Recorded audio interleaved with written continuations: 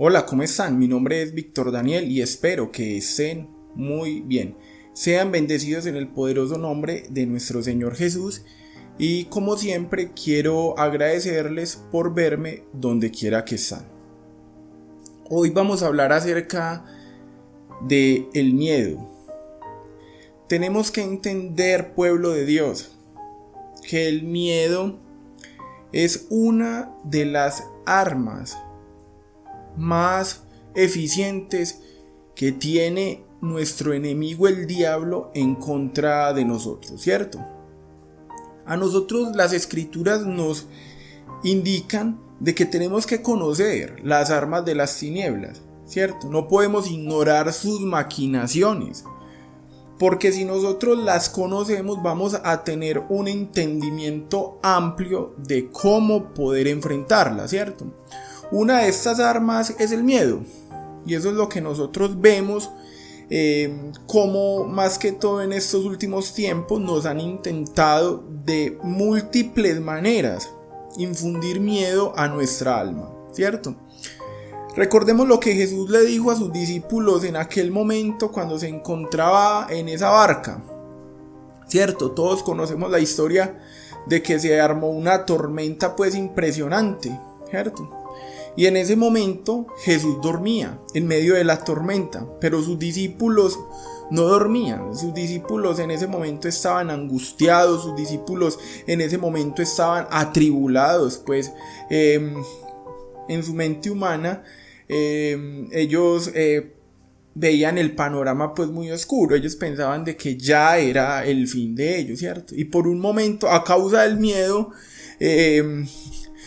quitaron sus ojos de ese Jesús tranquilo, de ese Jesús que todo lo tiene bajo control. En ese momento dejaron de mirar a ese Jesús y se enfocaron en su miedo, en su angustia. Vamos a perder la vida, ¿qué será de nosotros? El barco se va a destruir, estamos en medio del mar, ¿qué vamos a hacer? Vamos a morir, ¿cierto? Porque sabemos que cuando nos tocan esa fibra, la fibra de si no haces esto te vas a morir, cuando ya nos tocan esa fibra, muchos de nosotros por ese instinto como de supervivencia vamos a tratar de guardar la vida. Por eso Jesús nos advierte que todo el que quiera salvar su vida la perderá, ¿cierto? Y el que pierde su vida por causa de él la volverá a hallar.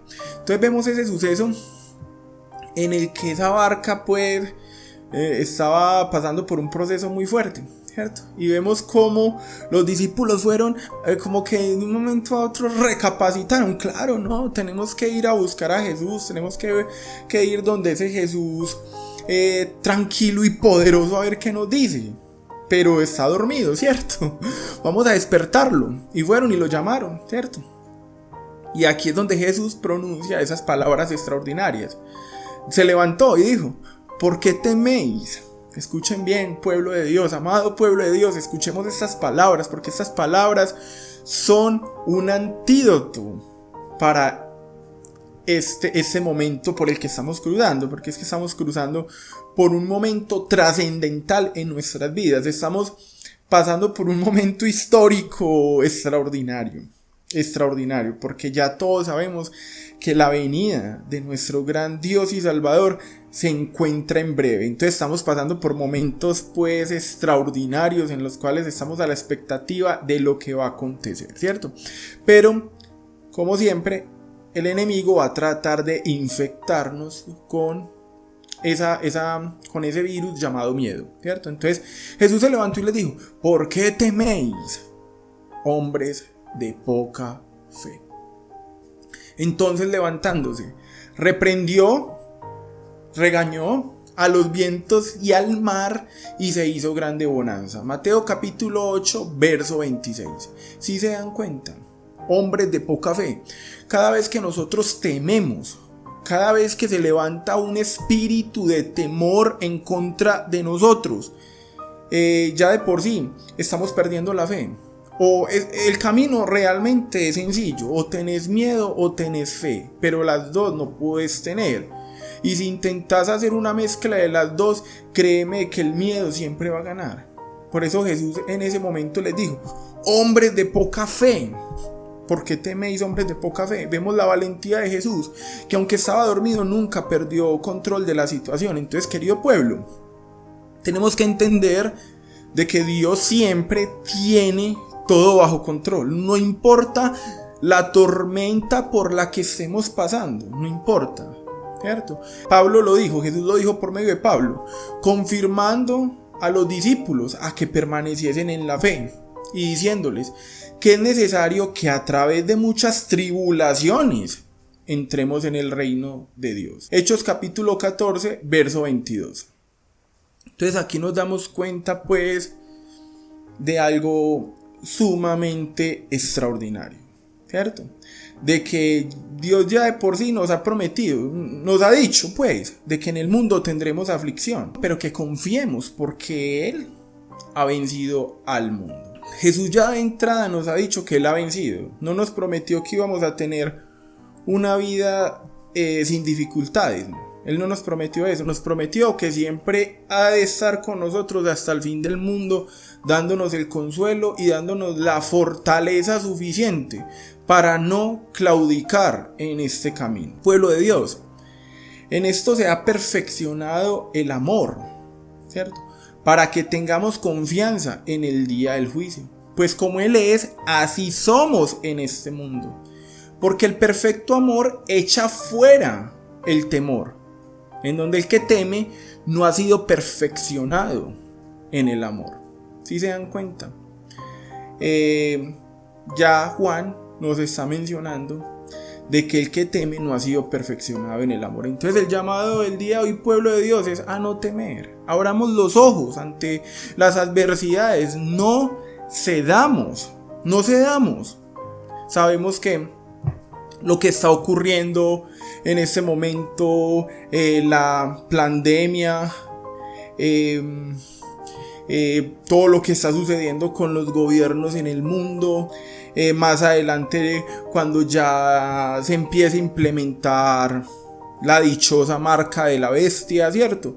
Van a ocurrir muchas cosas, pero Dios a nosotros nos manda a que no tengamos miedo, a que tengamos fe, a que creamos en que Él todo lo tiene bajo control, a que nuestra alma no se estremezca. Yo sé que es muy fácil decirlo, pero el accionarlo no es tan sencillo, pero ahí es donde nosotros tenemos que tener ese vínculo perfecto con Dios por medio del amor, porque el amor echa fuera todo temor. A continuación les voy a mostrar un video que encontré. No se sorprendan, este fue un documental que hace ya muchas décadas atrás Disney lanzó. Sabemos todos los que estamos aquí, bueno, por lo menos gran parte de nuestros oyentes, sabemos que Disney es una empresa completamente satánica, corrupta, pedófila, llena de abominaciones, ¿cierto? Pero resulta de que años atrás hicieron este documental que vamos a ver a continuación.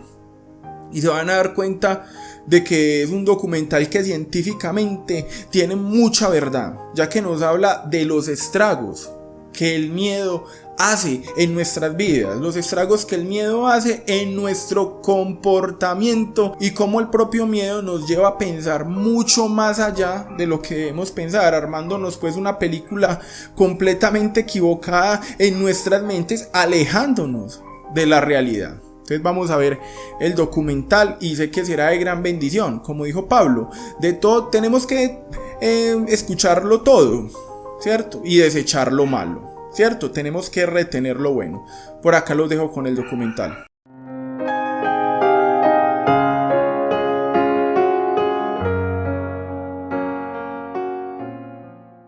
En el momento en que se percibe el peligro, el instinto del miedo recibe el mensaje e inmediatamente oprime el botón del pánico.